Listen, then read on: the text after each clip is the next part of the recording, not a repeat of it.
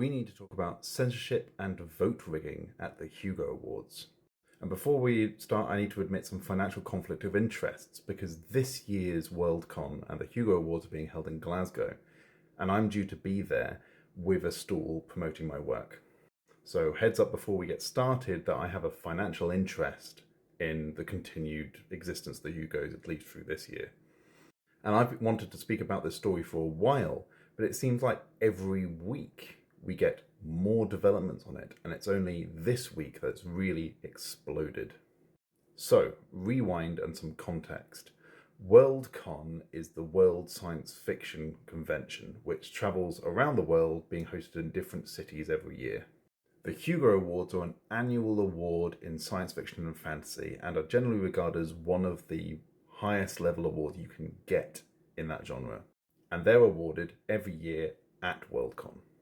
A weird quirk of how this whole thing is run is every year when it's hosted in a new city, a bit like the Olympics, it is that city that takes over its organisation, and also the organisation of the Hugos. And last year, WorldCon was in the Chinese city of Chengdu. This was quite a surprise awarding for location, and it seemed like things were thrown together pretty last minute to get it all set up. But the awards and the convention as a whole went together largely without a hitch, impressing many people. And when the awards were given out, there were some surprise omissions, but otherwise things seemed to have moved quite smoothly.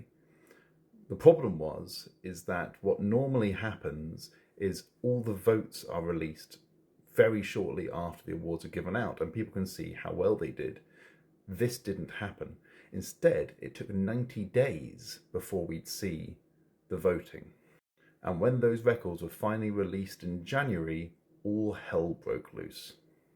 Because a bunch of authors were listed as ineligible and their votes were discarded, but there was no explanation to why they're ineligible, and a lot of their works had been eligible both in previous years and for other awards that year.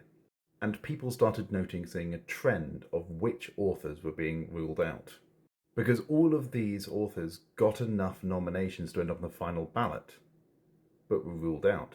And those included Rebecca Kuang, who was the author of the critically acclaimed Babel, which was sweeping up awards that year, Neil Gaiman, Paul Weimer, and Ziran Zhao.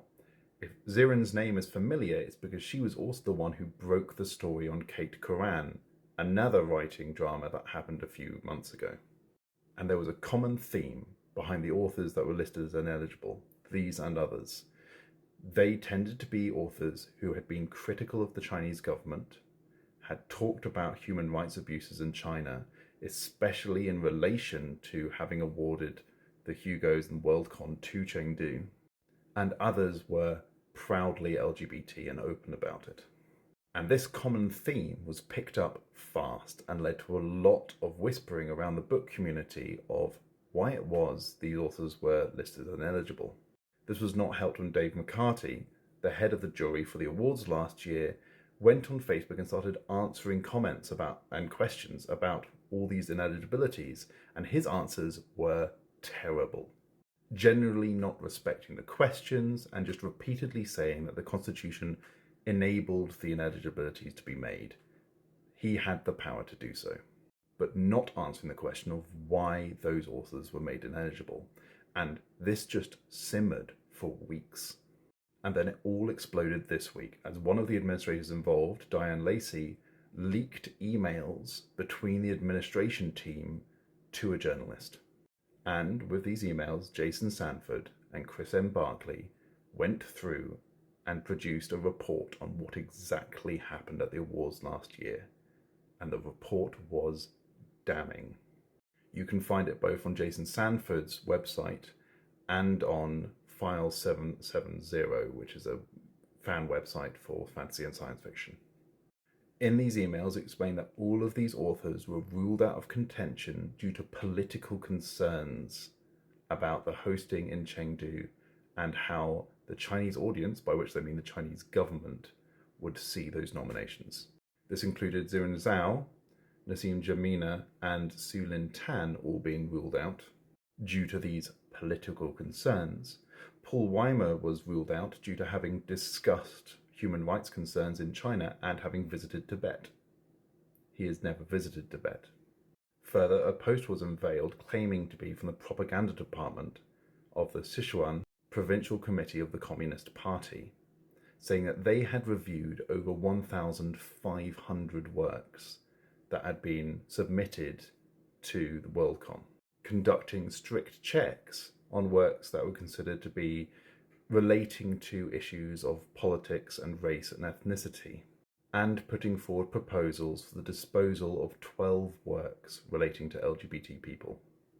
Dave McCarty had an interview just a couple of weeks ago in which he was speaking to one of the authors of this report, and in that he talks about his experiences in working in China and almost openly admits to participating in the self-censorship of works that were put forward for nomination at the Hugo Awards.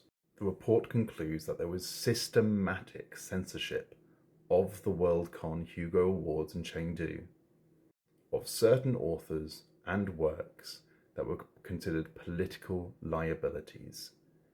The report leaves over the question just how much direct involvement there was by the Chinese government and how much was the administrators of the awards, who are largely American, participating in that censorship on their own behalf.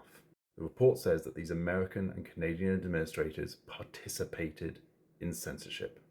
What's worse is that people have gone into the voting and found that thousands of votes by Chinese people were rejected as a slate by the administration. Slates are banned due to years ago the works of the Sad Puppy Group, a group of reactionary white men who are attempting to reclaim the Hugo Awards away from women, ethnic minorities, and LGBT people. But this functionally meant that they were just wiping the slate of Chinese votes in an event held in China. And people have pointed out that if those votes had been counted in full, it's possible that every single category would have been won by Chinese authors. And this isn't as unfair as it sounds. The Chinese science fiction audience is enormous. They have one of the largest science fiction magazines in the world. And it makes complete sense that the pride and participation boost that comes from hosting the awards themselves might have led to thousands of extra votes coming from Chinese people excited to be part of things. Their votes were removed, resulting in 2 layers of censorship and vote rigging carried out by this administration team. Dave McCarty, for what it's worth, has been completely unapologetic and joked during his interview about coming to the Glasgow WorldCon later this year dressed as the Pope of science fiction. Kat Jones, who was heavily involved in the censorship effort, was the lead administrator for the Glasgow WorldCon until this week. The fallout from this has been massive. Dave McCarty is out as director. Kevin Stanley is out as the chair of the board of directors. 4 other people have been censured for their parts in things. Kat Jones is now out from the Glasgow WorldCon administration team. Says that she's resigned, but there's a fair chance she jumped before she was pushed. Glasgow WorldCon is doing their best to ensure that there was transparency this year so they're not stained from the events from last year. When their ballots come out in March and April this year, it will come with a list of who has been rendered ineligible and the reasons why. Full voting results and nomination statistics will be released immediately after the awards occurring. And their administration team will publish a log explaining their decisions point by point as soon as possible. The fallout from this has been massive. Authors have been lied to, denied awards that they were owed, kept in the dark, censured. This is what real cancel culture looks like. What's worse, the Chinese science fiction community have been stained by association for no fault of their own, whilst having their own participation in the awards thrown out.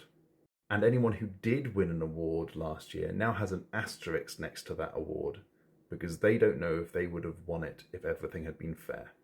I hope the ending of careers of the administrators involved in this brings some relief and some sense of justice to those who are wronged. But WorldCon and the Hugos have a very long way back to re-earn the trust of the whole community.